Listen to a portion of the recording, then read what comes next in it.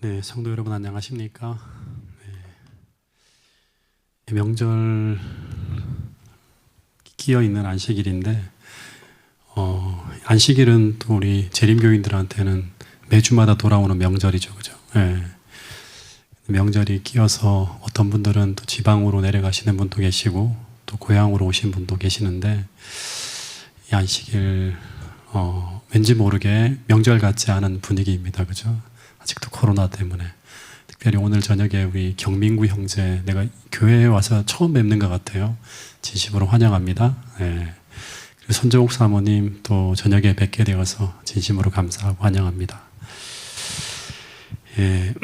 오늘 이제 출애굽기 12장의 6월절 이야기 두 번째 시간인데, 6월절도 이스라엘의 최대 명절 중에 하나죠, 그죠?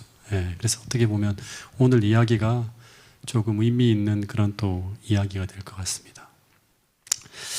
여러분, 6월절이라고 하면 그 이스라엘의 모든 종교 행사이 어떤 그런 명절이나 이런 의식이나 또는 절기들은 전부 다 그 예수님의 생애를 다 상징하는 거예요. 우리 하나님 백성들이 구원받기 위한 과정들을 다 표상하고 있어요. 그 6월절은 한마디로 하면 예수 그리스도의 십자가를 다 표상하는 이야기입니다. 그때 벌어진 일들, 또 그걸 통해서 그들이 경험했던 것들, 이런 것들을 다 표상하고, 이 예수님의 십자가를 어떻게 적용해야 될지, 우리 개인에게 적용해야 될지를 보여주는 것이 다 뭐냐 그러면 이 6월절 의식이에요, 의식. 그래서 오늘은 그 의식에 대한 이야기를 조금 더 한번 나눠보도록 하겠습니다. 그 출애굽기 12장 2절에 보면 하나님이 이 6월절이 시작되어지는 이 달을 그 해의 시작으로 하라고 말씀했습니다.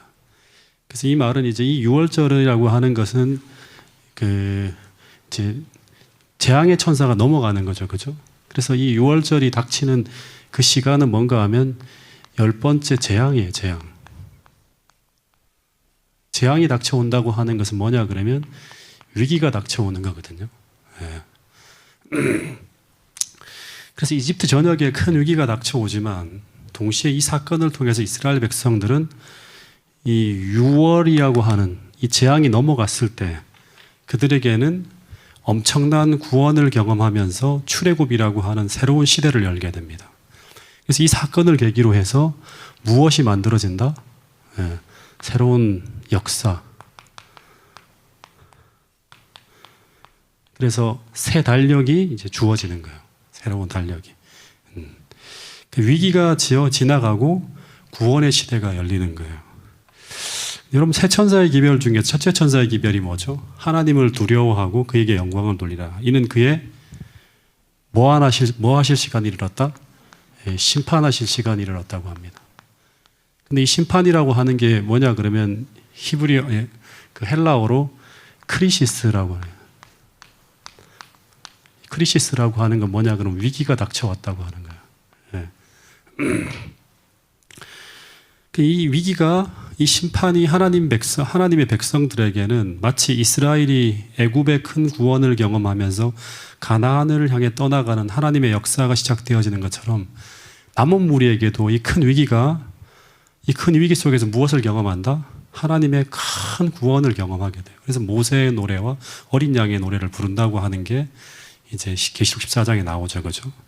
그 큰 구원을 경험하면서 하늘 가나안을 향해 떠나는 하나님의 새로운 역사의 시작이 이때 이제 시작되어진다고 하는 것을 알리는 거예요. 근데 이런 역사적 사건이 일어날 때, 즉 하나님께서 이제 애굽을 최종적으로 심판하기 위해서 애굽 속으로 들어갈 때, 그러니까 우리에게는 예수님이 이 땅으로 들어오는 거죠. 재림하시는 거죠. 그래서 이 세상의 마지막 재앙이 내려지는데, 그때 이 하나님께서 천사와 함께 애굽으로 들어오실 때 세상에 어떤 일이 벌어진다? 둘로 나누어진다고 하는 거예요.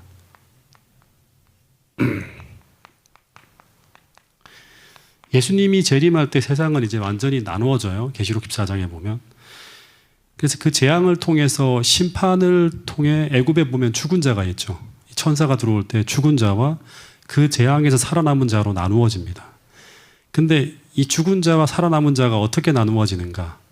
이것은 하나님께서 지시하신, 세상의 모든 사람들을 구원하기 위해서 지시하신 그 구원의 선물을 개인적으로 받아들였는가 아니면 받아들이지 않았는가로 나누어지는 거예요.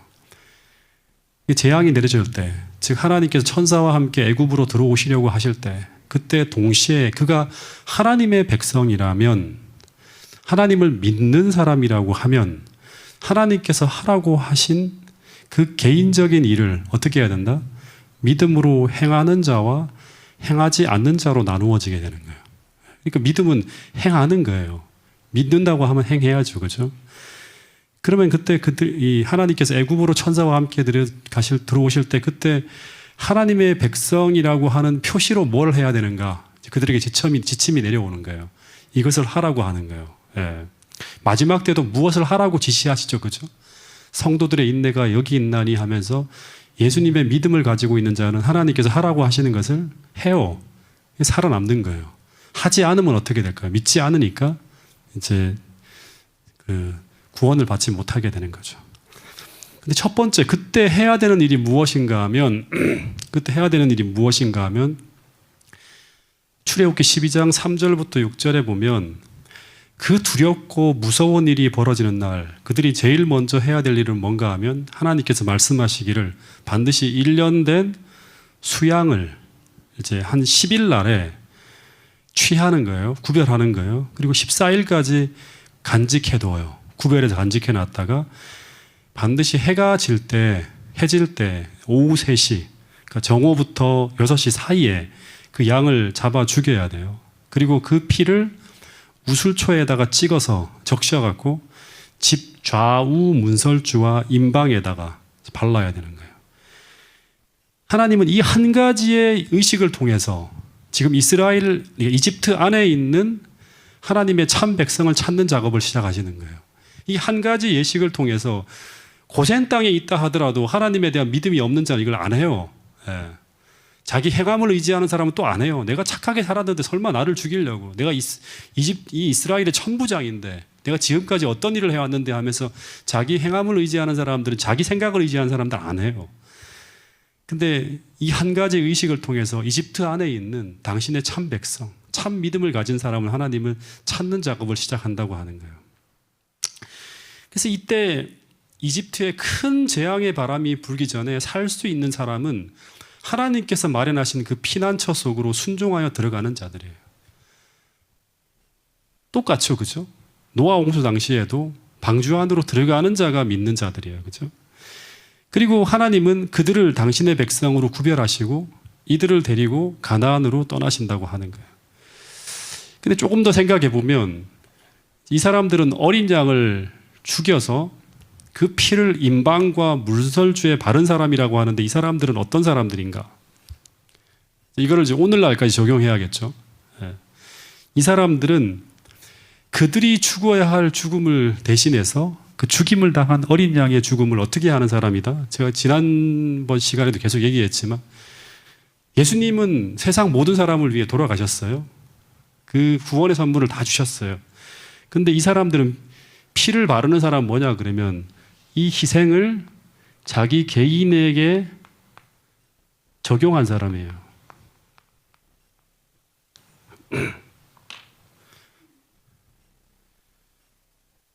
다시 말하면 그들이 죽어야 할 죽음을 대신해서 죽임을 당한 그 어린 양의 죽음을 개인의 삶에 적용한 사람이에요. 근데 여러분, 이 사람들이 종말에도 이런 사람이 구원받을까? 이런 사람들이 구원받을까요? 제가 이 말씀을 보면서 이제 하나님이 제게 주신 생각이 뭔가 하면 계시록 7장에 보면 그 마지막 때 내 천사가 내 모퉁이에 선 것을 보니 땅의 사방에 바람을 붙잡아 바람으로 하여금 땅에나 바다에나 각종 나무에 불지 못하게 하고 있어요. 재앙이 불지 못하게 하고 있어요, 지금요. 이걸 딱 놓으면 어떻게 될까요? 마지막 재앙이 오는 거예요. 재앙이 쏟아지는 거예요. 근데 재앙을 불지 못하게 천사가 지금 꽉 붙잡고 있어요. 하나님의 명령을 따라서. 근데 2절에 보니까 또 봄에 다른 천사가 살아계신 하나님의 인을 가지고 해 돋는 데서부터 올라와서 땅과 바다를 해롭게 할 권세를 받은 내 천사를 향하여 큰 소리로 외쳐 이르되 뭐라고 하는가 하면 우리가 우리 하나님의 종들의 이마에 인치기까지. 뭐예요? 하나님의 백성을 나누는 거죠, 지금. 그죠? 인친 백성들이 누구예요? 하나님 백성이에요. 그 사람들을 데려가기 위해서 그 종들의 이마에 인치기까지 땅이나 나무들을 해하지 말라. 이 사람들은 이제 확정되기 전까지는 하지 말라고 하는 거예요. 내가 인침을 받은 자의 숫자를 들으니까 14만 4천이라고 해요. 근데 이 사람들이 13절에 보면 또 나와요. 수많은 무리들이 쫙 등장하는데 14절에 보면 장로 중에 하나가 응답하여 나에게 이르되 이 흰옷 입은 자들이 누구며 이 흰옷 입은 자들이 바로 뭐냐면 14만 4천이에요. 어디서 왔느냐라고 물어요. 그랬더니 14절 내가 말하기를 내 주여 당신이 아시나이다 하니 그가 나에게 이르되 이들은 어디서 나왔다? 큰 환란이죠.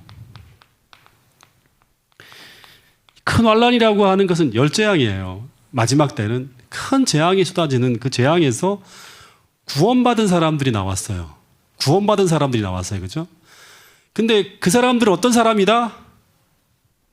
어린 양의 피에 그 옷을 씻어 희게 하느니라. 너무나 똑같은 거예요. 예. 그러니까 마지막 때 구원받은 14만 4천의 무리들은 큰 환란에서 보호함을 받고 나온 사람들인데 그런데 그들은 어떻게 보호함을 받았는가? 그들은 날마다 어린 양의 피에 그 옷을 씻어 희게 하는 삶을 살아가고 있었기 때문에 어떻게 되었다? 인침을 받았다고 하는 거예요. 그리고 그 인침받은 사람들은 하나님 백성이잖아요.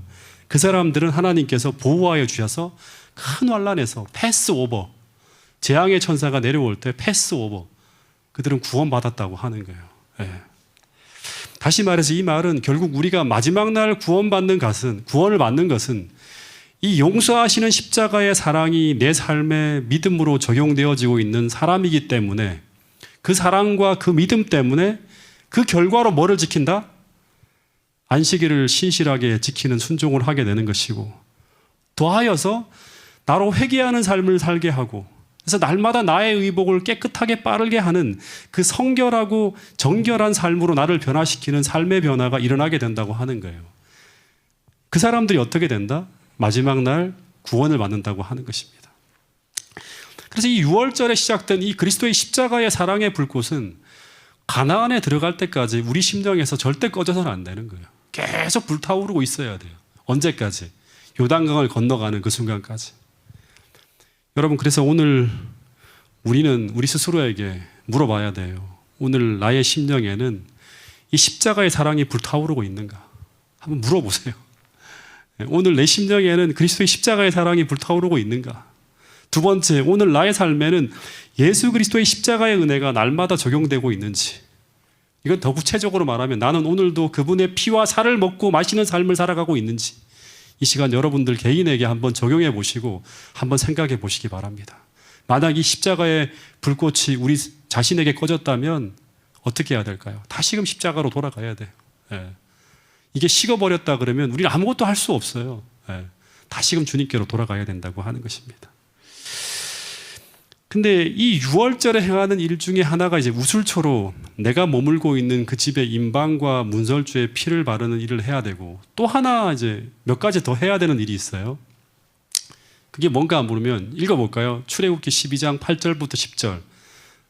이 세 가지를 먹어야 돼요. 세 가지를. 그 중에서 먼저 한번 읽어볼게요. 먼저 한 가지를 먼저 공부해 볼 텐데 출애굽기 12장 8절부터 10절 말씀을 읽어보겠습니다. 시작. 그 밤에 그 고기를 불에 구워 우교병과 쓴 나물과 아울러 먹되 날것으로 나물에 삶아서 먹지 말고 머리와 다리와 내장을 다 불에 구워 먹고 아침까지 남겨두지 말며 아침까지 남은 것을 곧 불사르라. 여기 보니까 첫 번째는 이제 뭐를 해야 되는가 하면 재앙이 내려지는 그 밤에 그 집안에서 해야 될 일 중에 하나가 뭔가 하면 8절에 보면 그 밤에 고기를 불에 구워서 무교병과 쓴 나물과 아울러 먹어야 된다고 하는 거예요. 그러니까 첫 번째는 이 6월절 고기는 어떻게 먹어야 된다? 불에 구워서 먹어야 돼요. 절대 날 것으로 먹으면 안 돼요. 그리고 이제 뭐 좀 더 보면 이제 머리나 정강이는 자르지 않고 뭐 여기 표현은 안 됐지만 나중에 이제 레위기서에 들어가면 뼈도 꺾지 않고 그냥 통째로 요리를 해야 됩니다. 근데 이 불에 굽는다고 하는 것은 이제 이게 무슨 뭘 의미하는가 이제 보니까 주석을 보니까 삶는 것보다 훨씬 더 신속하고 간편하게 취식할 수 있도록 하기 위해서 이제 하는 것이라고 1차적으로 주석한 곳이 있어요. 그 두 번째는 이제 구워서 이렇게 이제 그 요리를 하게 되면 고기의 원형을 그대로 보존하기 위해서 의미 있는 거죠, 그죠? 예수님의 원형을 손상시키지 않기 위해서 머리나 정강이를 자르지 않고 뼈를 꺾지 않고 그대로 요리할 수 있는 방법이 뭔가 하면 불에 구워서 요리를 하는 거예요. 근데 여러분 유월절 의식의 핵심이 뭔가 하면 이 죽임을 당한 어린 양입니다. 근데 이 죽임을 당한 어린 양은 또 말하지만 우리가 죽어야 할 자리에 우리를 구하기 위해서 우리를 대신해 돌아가시는 예수 그리스도의 죽음을 상징하는 거예요.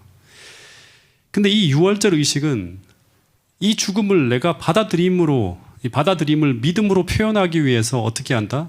이제 이 피를 가지고 문설주와 임방에 바르는 것을 하고, 그 다음에 두 번째는 뭔가 하면 이 어린 양의 고기를 먹는다고 하는 건 뭐냐 그러면 이 죽임을 당하신 어린 양의 희생과 그 용서하시는 사랑을 내 안에 이제 받아들인다고 하는 거예요. 그래서 하나님 백성들은 이것을 통해서 이제 요한복음 6장에 보면 나와 주님께서 뭐가 된다? 하나가 되는 거예요. 내가 너희 안에 있고 너가 내 안에 있는 이제 이런 관계로 이제 변하는 거예요. 이것을 상징화하는 게 바로 이제 유월적 의식이에요. 근데 이 믿기지 않는 이 사랑을 우리가 어떻게 이 예식을 통해 받아들일 수 있는가? 이 주석에서 아주 중요한 얘기를 했는데 하나, 이 양고기를 날 것이 아닌 불에 구워 먹으라고 하는 것을 어떻게 주석하기도 하는가 하면 이 불이 뭘 상징할까요? 성경에 보면 이 불이 뭘 상징하죠? 이 불이 뭘 상징하나요? 쉽게 안 나오세요? 이게 뭘 상징하죠? 성령을 상징한다고도 이렇게 주석을 합니다. 실제 오순절에 120명의 제자들에게 내린 성령은 불의 모습을 하고 쫙 임하였어요.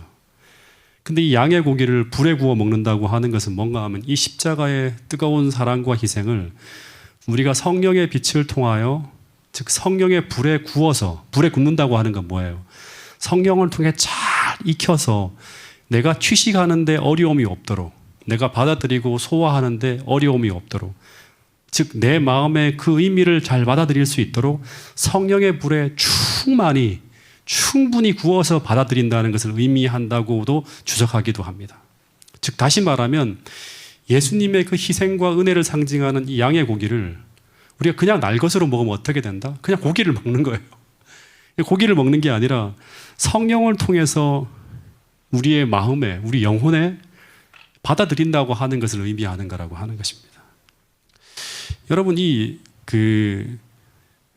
마지막 유월절이 언제죠? 이게 이제 1500년 동안 가거든요. 이 유월절 의식이. 이 첫 번째 의식이 바로 이제 이때예요. 마지막 유월절은 언제죠? 그 마지막 유월절. 네, 예수님이 십자가에 돌아가시기 전에 이제 유월절 만찬을 하시죠. 그때 이 양의 고기가, 양의 이 피와 양고기가 뭐로 이제 전환되어지는가 하면 떡과 포도즙으로 전환되어집니다.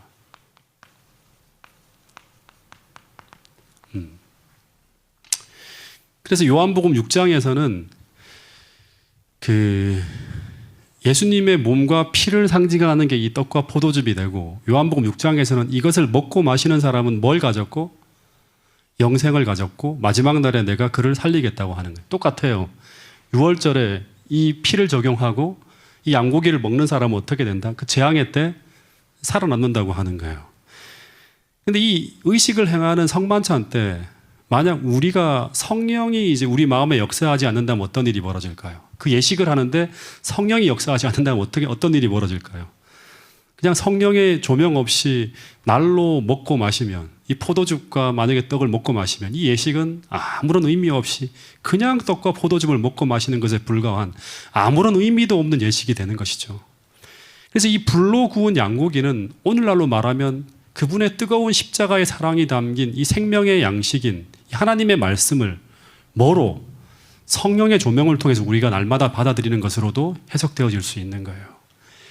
그래서 오늘 우리가 하나님의 말씀을 성령의 뜨거운 불로 날마다 구워서 받는 사람이라고 하면 요한복음 6장 57절의 말씀처럼 주님이 내가 아버지로 인하여 사신 것 같이, 그러니까 예수님이 십자가의 사랑으로 십자가의 사랑이 아니라 아버지의 사랑으로 말미암아 사는 것처럼 나를 먹는 사람도 그 십자가에서 베풀어 주신 그 사랑과 은혜 때문에 그분으로 인해 살게 된다고 하는 그 이야기를 하고 있는 거예요. 다시 말하면 날마다 십자가의 사랑이 적용되어지는 삶을 살기 위해서는 날마다 어떤 일이 벌어져야 된다? 말씀을 펼칠 때마다, 예배를 드릴 때마다 성령이 계속, 성령의 불이 역사해야 되는 거예요. 그래서 이게 이 의미가 충분하게 우리 안으로 전달되어져야지만 어떤 일이 벌어진다? 예수님이 아버지의 사랑으로 인해 사는 것처럼 이 주님의 살과 피를 먹고 마시는 사람은 누구로 인해 산다? 주님의 사랑으로 인해 사는 사람으로 살아간다고 하는 거예요. 그 사람들을 마지막 때 주님께서 어떻게 한다? 다시금 살리신다고 하는 거예요. 다시 말하면 그 마지막 재앙이 쏟아질 때 구원받는 자로 어떻게 된다? 구별되어진다고 하는 것입니다. 여러분, 날마다 모든 예식과 예배마다 우리가 그냥 성령 없이 날 것으로 모든 말씀을 받지 마시고 그분의 이 피와 살을 충분히 익히고 구워질 만큼 뜨거운 성령의 은혜가 날마다 우리가 말씀을 펼칠 때, 우리가 예배에 참여할 때마다 꼭 우리에게 베풀어질 수 있게 되기를 간절히 바라겠습니다. 또 하나 이제 유월절 음식 중에 먹는 게 뭐냐 그러면 쓴 나물과 무교병과 이제 양고기가 함께 먹어야 돼요. 이 세 가지를. 예. 두 번째 쓴 나물을 이제 같이 먹어야 된다고 하는데 이 쓴 나물이 뭘까요? 쓴 나물. 또다시 얘기하지만 이 밤에 행하는 모든 행위들은 전부 다 1500년간 유월절 예식에 이제 다 사람들이 1500년간 이 예식을 하는 거예요. 그러니까 이건 다 의미가 있는 거예요. 이 쓴 나물은 뭐 엉겅퀴라든가 야생 양상치, 꽃상치 이런 거래요. 근데 이 쓴 나물을 왜 먹죠? 우리 많이 설교 들었잖아요. 쓴 나물은 뭐 때문에 먹는 거예요? 입맛 돋으라고 먹는 건가요? 예? 뭐 때문에 먹는 거죠? 이것은 이스라엘 백성들이 애굽에서 체험했던 인생에 쓰디쓴 고난이에요. 그래서 이들이 쓴 나물을 먹을 때마다 그 고역의 땅 애굽에서 그들을 구원하여 주신 하나님을 기억하면서 그 은혜에 감사하게 됩니다. 그리고 또 하나는 뭔가 하면 이 쓴 나물은 애굽에서의 고역뿐만 아니라 우리가 그리스도를 먹을 때 우리는 과거 애굽에서 세상을 떠나기 전에 파묻혀 살았던 그 죄를 통회하는 그 애통을 의미하기도 한다고 합니다. 왜냐하면 예수님은 나를 그 죄에 쓰디쓴 고통으로부터 구원하기 위해 돌아가시는 분이 바로 예수님이에요. 그래서 그 부조화 선지자에 보면 이런 말씀이 있습니다. 이 말씀을 같이 한번 읽어보겠습니다. 자, 어린 양의 고기는 시작. 어린 양의 고기는 쓴 나물과 함께 먹어야 했는데 이는 애굽에서 노예 생활을 하던 때의 고통을 회상하기 위함이었다. 그와 같이 우리도 그리스도를 먹을 때 우리의 죄를 통해야 할 것이다. 네, 어린 양의 고기는 쓴 나물과 함께 먹어야 되는데 이는 애굽에서 노예 생활을 하던 때의 고통을 회상하기 위함이다. 우리가 어디에서 구원받았는지를 생각하게 하는 거예요. 그리고 또 하나는 그와 같이 우리도 그리스도를 먹을 때 우리의 죄를 통회해야 할 것이다 라고 하는 거예요. 우리를 구원하기 위해서 피를 흘리신 그 피를 바르고 그리고 그 희생을 통해서 우리가 구원을 받았다고 하는 거죠. 그죠? 양고기를 이제 먹을 때마다 우리가 이제 구원을 받았는데 그 양고기를 먹을 때마다 우리는 뭘 생각하는가 하면 주님을 슬프시게 하는 그 죄된 생애를 버리는 뭐를 하게 된다? 회개를 하게 된다고 하는 거예요. 히터 하나 좀 끄죠. 되게 많이 여기 실내가 좀 더운 것 같아요. 그래서 이런 이제 회개의 삶을 살아가게 될 때 이제 그때 이제 그 삶이 어떤 삶일지를 또 하나 이제 보여주기 위해서 세 번째로 먹는 게 뭔가 하면 이 무교병이에요. 무교병.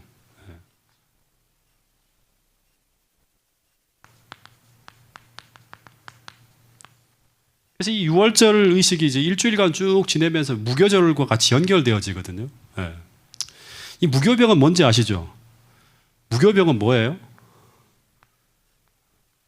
누룩이 들어가지 않은 이제 빵을 말하는 거죠. 이스트가 들어가지 않은 빵이에요. 근데 이 누룩이라고 하는 게 무엇을 의미하는가 하면 그 마태복음 16장 6절에 예수님이 이런 말씀을 하셨어요. 삼가 바리새인들과 사두개인들의 누룩을 주의하라고 하는 거예요. 그러니까 이 바리새인들과 사두개인들의 부패한 교훈과 죄악적 사상을 주의하라고 하는 거예요. 그래서 이 누룩은 우리 마음에 퍼져가는 이제 뭐를 의미하는가 하면 죄예요, 죄. 예. 죄가 들어와서 우리의 마음을 이렇게 죄된 마음으로 변화시키는 거죠. 그 누룩은 죄와 연관되어집니다. 그래서 누룩 없는 떡을 먹는다고 하는 것은 뭔가 하면 그리스도의 희생의 공로와 그 십자가의 사랑을 받아들여서 그리스도와 하나 된 사람들의 생애에 나타나는 결과가 뭐냐 그러면 죄악을 청산하는 새 생활을 의미하는 거예요. 그러니까 이 죄악을 청산하는 거예요. 청산하는 새로운 생활. 이게 무교병을 먹는 거예요. 그러니까 예수님의 십자가의 사랑을 받아들인 사람들은 십자가의 사랑이 들어오게 되면 결국에는 이 십자가가 가장 강력하게 이제 힘을 발휘하는 게 뭐냐 그러면 죄를 몰아내는 거예요. 이 예수님이 뭐 때문에 돌아가신 거예요? 죄 때문에 돌아가신 거예요. 그래서 십자가의 사랑이 우리 마음속에 불타오른다 그러면 우리의 죄된 정신과의 강력한 투쟁이 벌어지는 거예요. 그래서 죄를 몰아내게 돼요. 그래서 이 어린 양의 피를 적용하고 그 고기를 먹은 사람들은 이 무교병과 함께 먹는다고 하는 것은 뭐냐면 동시에 같이 벌어지는 거예요. 누룩을 버리는 어떤 삶의 결과들이 나타난다고 하는 거예요. 이 부조화 선지자 278페이지에 보면 이런 말씀이 있어요. 무교병을 먹는 것 역시 깊은 뜻이 있었다. 이 절기 동안에는 그들의 집에 누룩이 없어야 한다는 것이 유월절의 규례 가운데 명백하게 지시되어 있으며 유대인들은 그것을 엄격히 지켜야만 했다. 그와 같이 죄의 누룩도 그리스도로부터 생명과 영향을 받고자 하는 모든 사람들에게서 일소되어야 한다고 하는 거예요. 이런 일이 동시에 벌어지는 거예요. 이게 무교절의 의미예요. 여러분 이거를 이제 가장 정확하게 잘 설명해 준 게 바로 뭔가 하면 고린도전서 5장 6절부터 9절에 사도 바울이 이런 말을 했어요. 너희의 자랑하는 것이 옳지 아니하도다. 적은 누룩이 온 덩어리에 퍼지는 것을 알지 못하느냐. 너희는 누룩 없는 자인데 새 덩어리가 되기 위하여 묵은 누룩을 내어버리라. 묵은 죄를 청산하라고 하는 거예요. 왜 그렇게 해야 되는가 하면 우리의 유월절 양 곧 그리스도께서 뭐 때문에 희생되어졌다? 우리의 누룩 때문에, 이 죄 때문에 희생되었기 때문에 그렇다고 하는 거예요. 이러므로 우리가 명절을 지키되 묵은 누룩도 말고 괴악하고 악독한 누룩도 말고 오직 순전함과 진실함에 누룩 없는 떡으로 하자라고 하는 거예요. 그래서 이 유월절 의식을 다시 정리하면 어린 양을 잡고 피를 바르고 그리고 그 잡은 양의 고기를 불에 구워 먹되 쓴 나물과 무교병을 함께 먹어야 된다고 하는 게 유월절 의식의 핵심이에요. 함께 먹는다고 하는 것은 뭔가 하면 이 그리스도의 사랑과 희생을 받아들이는 자들은 그 십자가의 사랑과 은혜에 반응하는 결과가 나오는데 그것은 바로 과거 그들의 애굽에서의 죄악에서의 탈출을 통해 누룩 없는 정결하고 새로운 생활로의 변화가 시작되어지고 그리고 또 하나는 뭔가 하면 그들은 과거 고난 속에서 그 죄악 속에서 살아가는 삶에서의 변화를 기억하면서 어떻게 한다? 감사하는 삶을 산다고 하는 거예요. 그러니까 두 가지가 병행해야져요. 우리가 진짜 십자가가 우리 마음속에 세워졌다고 하면 첫 번째는 뭔가 하면 새 생활로서의 변화.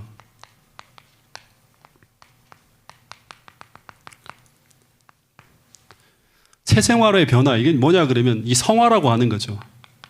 이 칭의를 경험한 사람은 반드시 동시에 벌어지는 게 뭔가 성화가 일어나는 거예요. 두 번째는 뭔가 하면 과거 내가 어디로부터 구원받았고 내가 어떤 상태로부터 구원받았는지를 기억하면서 그 쓴 나물을 먹으면서 어떤 삶을 살게 된다? 감사하는 삶이에요. 정결한 삶과 감사하는 삶을 살아가게 된다고 하는 것입니다. 그래서 이 유월절 의식은 그들이 어디서 구원을 받았는지 그리고 어떻게 구원을 받았는지 늘 기억하며 감사하는 삶을 살아가게 되는 그거를 이제 계속 표현해주고 잊지 않도록 해주는 게 바로 뭔가 하면 유월절 예식이라고 하는 거예요. 그 다음에 이제 출애굽기 12장 10절부터 12절에 보면 이거를 어떻게 먹고 어떻게 이제 정리하는지에 대한 이야기가 나오는데 한번 읽어보겠습니다. 10절부터 12절까지의 말씀입니다. 시작. 아침까지 남겨두지 말며 아침까지 남은 것은 곧 불사르라. 너희는 그것을 이렇게 먹을지니 허리에 띠를 띠고 발에 신을 신고 손에 지팡이를 잡고 급히 먹으라. 이것이 여호와의 유월절이니라. 내가 그 밤에 애굽 땅에 두루 다니며 사람이나 짐승을 막론하고 애굽 땅에 있는 모든 처음 난 것을 다 치고 애굽의 모든 신을 내가 심판하리라. 나는 여호와라. 예, 여기 10절에 보니까 이 유월절 음식을 먹고 난 후에 남은 것은 아침까지 남겨두면 안 돼요. 그리고 버리면 또 안 돼요. 어떻게 알아? 다 불살라 버려야 되는 거예요. 소각하라고 하는 거예요. 왜 이렇게 해야 되죠?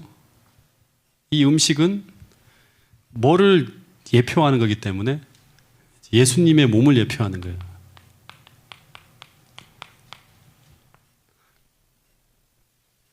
그냥 버릴 경우 이 성물이 더럽혀지거나 또는 이제 소홀히 취급될 수도 있기 때문에 이제 항상 이제 이 상징적인 것들 다 소각해 버리는데 이 제사 음식의 이 형식이 그 이후에 이제 모든 어떤 제사 때마다 다 적용되어진다고 하는 거예요. 우리도 성만찬 하고 나면 그 음식을 어떻게 하죠?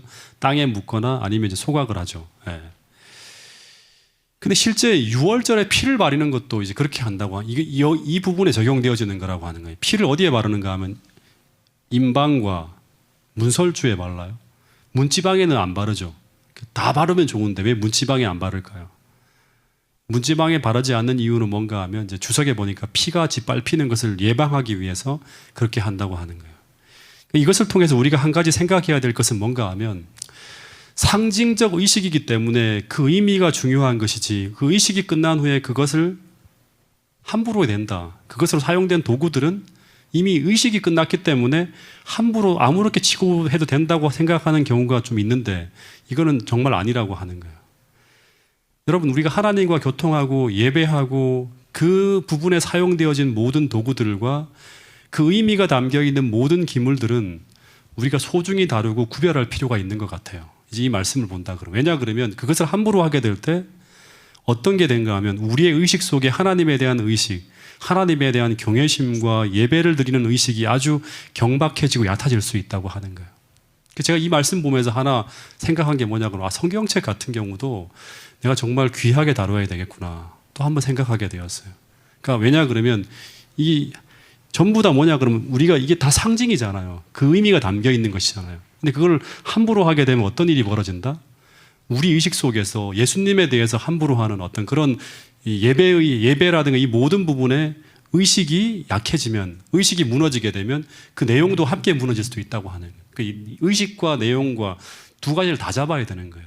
본질과 형식이 다 필요한 거예요. 두 가지가 다. 또 하나, 예수님이 유월절을 이제 지킬 때 주신 지침 중에 하나가 뭔가 하면 이 유월절 음식을 어떻게 먹으라고 하죠? 어떻게 먹으라고 하죠? 허리에 띠를 띠고 발에 신을 신고 손에 지팡이를 잡고 아주 급히 먹으라고 하는 거예요. 천천히 먹지 말고 이 뉴스타트하고는 달라요. 이거 먹을 때는 급하게 먹어야 돼요. 예. 이 의미는 뭔가 하면 밥을 먹을 때 띠를 띠고 신발도 신고 서서 막 이렇게 먹는 거예요. 예. 이 의미는 뭔가 하면 이 애굽을 떠나라는 명령이 어느 순간에 내릴지 모르기 때문에 명령이 떨어지면 어떻게 알아? 곧바로 떠날 수 있게 철저하게 준비하라고 하는 거예요. 떠날 준비를 철저하게 하라고 하는 거예요. 그 명령이 내려지고 난 다음에 막 준비해서 어떻게 갈까 막 하는 게 아니라 떠날 준비를 철저히 하고 매사를 언제라도 떠날 수 있는 상태를 유지하라고 하는 거예요. 왜 그렇게 해야 되는가?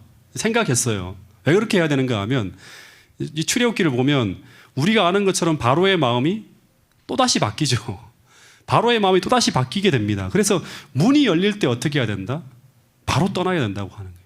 지체하면 안 된다고 하는 거예요. 그래서 아직도 정리가 안 되고 뭔가 매여 있다면 그것을 다 정리해서 떠날 준비를 완벽하게 갖추고 있으라고 하는 거예요. 이게 이제 유월절 마지막 떠나기 전에 내려진 명령이에요. 복장도 허리에 띠를 띠고 허리를 묶은 상태로 있어야 돼요. 그 다음에 뭐 이 걸구작질이면 안 돼요. 그리고 발에 신을 신고 음식을 먹더라도 급히 먹으라고 하는 말은 이게 뭔가 하면 음식을 먹는 중에라도 떠나라고 하는 명령이 내려지면 어떻게 되나? 숟가락을 내려놓고 언제라도 떠날 수 있도록 하라고 하는 거예요. 예. 마음을 놓지 말라고 하는 거예요. 그날 밤에는 마음을 놓지 말고 깨어서 이 명령을 놓치지 않고 듣기 위해서 준비하고 있어야 한다고 하는 것이 바로 뭔가 하면 6월절 마지막 명령이에요. 근데 이 말씀을 보면 떠오르는 말씀이 있었어요. 이게 이 비슷한 얘기들이 이제 이 출애굽기 이 내용들을 보고 이제 누가라고 하는 사람이 이제 기록을 할 때 예수님이 그 출애굽기의 내용을 가지고 이렇게 얘기를 하신 거예요. 열재앙에 나오는 이 6월절 명령 속에 나와 있는 부분들을 그대로 따서 말씀하신 거예요. 누가복음 12장 35절부터 39절에 보면 재림 준비거든요. 너희는 어떻게 재림을 준비하라고 하는가 하면 허리에 띠를 띠고 등불을 켜서 들고 서 있으라. 너희는 마치 그 주인이 혼인집에서 돌아와 문을 두드리면 곧 열어주려고 기다리는 사람과 같이 되라. 이 뭐예요? 언제라도 명령이 내리면 어떻게 하라? 바로 떠날 준비를 하라고 하는. 혼인집에 돌아오면 어떻게 해야 돼요? 떠나야 되는 거예요. 주인이 와서 깨어있는 것을 보면 그 종들이 복이 있으라. 내가 진실로 너희에게 이르노니 주인이 띠를 띠고 그 종들을 자리에 앉히고 나와 수종들리라. 주인이 혹 2경이나 혹 3경에 이르러서도 종들이 그와 같이 하고 있는 것을 보면 그 종들은 복이 있으리로다. 너희도 아는 바니 집주인이 만일 도둑이 어느 때 이를 줄 알았더라면 그 집을 뚫지 못하게 하였으리라. 그러므로 너희도 준비하고 있으라. 생각지 않은 때에 어떻게 된다? 인자가 오리라 하시니라. 여러분, 출애굽 준비와 재림 준비가 비슷해요. 지금 계속 제가 여러분들에게 그걸 비교하면서 말씀을 드리고 있거든요. 이 말씀은 주님이 오실 때를 대비해서 모든 그리스도인들은 마치 언제라도 주인이 혼인집에서 돌아와 문을 두드리면 곧 문을 열어주려고 기다리는 사람과 같이 되는 삶, 떠날 준비를 하고 사는 사람이 바로 누군가 하면 바로 하늘 가나안을 향해서 영적 출애굽을 준비하고 있는 사람이라고 하는 거예요. 그래서 언제라도 허리에 띠를 띠고 주님이 부르시면 달려갈 수 있도록 등불을 켜고 언제라도 깨어있는 삶을 살아감으로 말미암아 주님께서 오늘 오시더라도 지금 바로 밥 먹는 중에 오시더라도 모든 것을 다 내려놓고 달려갈 수 있는 그런 신앙을 유지하라고 하는 거예요. 근데 이 모든 삶의 모습은 정말 마지막 결론이에요. 이 모든 삶의 모습은 뭔가 하면 십자가에서 시작된 사랑의 불이 그 마음에 타오르는 자들이 할 수 있는 삶의 결과예요. 이 굉장히 중요한 거예요. 그래서 모든 새로운 생활, 성화된 삶의 변화, 재림 준비, 이 모든 것은 전부 다 뭔가 하면 이 십자가의 사랑의 결과라고 하는 사실이 이 6월절 예식을 통해서 또 하나 우리가 발견해야 될 중요한 부분이라고 하는 거예요. 이 십자가의 사랑이 우리 마음속에 불타오르지 않으면, 주님에 대한 사랑이 없으면 재림 준비라든가 새로운 생활의 변화라든가 다 불가능한 거예요. 변하지 않는데 변한 척 하는 게 바로 뭐예요? 그 율법주의잖아요. 어떻게 살아야 되는지 알아. 근데 십자가의 사랑은 없어요. 근데 마음은 안 변했는데 그렇게 살아가는 흉내를 내는 게 바로 뭔가 하면 율법주의예요. 변하지 않은데 변한 척하고 주님을 사랑하지 않고 기다리지 않는데 기다리는 척하는 게 전부 다 뭐예요? 이 율법주의고 형식주의적인 신앙이에요. 그래서 주님을 기다리지 않는데 주님을 사랑하지 않는데 재림 준비를 한다고 하는 그런 사람들은 결국에 다 실패하는 거예요. 기다리지 못하게 되는 것이에요. 여러분, 그래서 오늘도 다시 한번 이 안식일 우리 마음속에 예수님을 사랑하는 그런 마음이 있는지, 예수님의 그 대속적 죽음에 대해 내가 정말 감사하고 있는지, 얼마나 내가 그것을 크게 느끼고 있는지 다시 한번 이 안식일 성령의 불을 통해서 하나님 말씀을 하나하나 새롭게 우리가 깨달으면서 그 십자가의 사랑이 우리 마음속에 불타오르는 진짜 그리스도인, 정말 참된 그리스도인이 되기로 결심하시고 십자가 앞으로 다시금 돌아가시는 여러분과 제가 될 수 있기를 간절히 바라면서 오늘 말씀을 줄이도록 하겠습니다.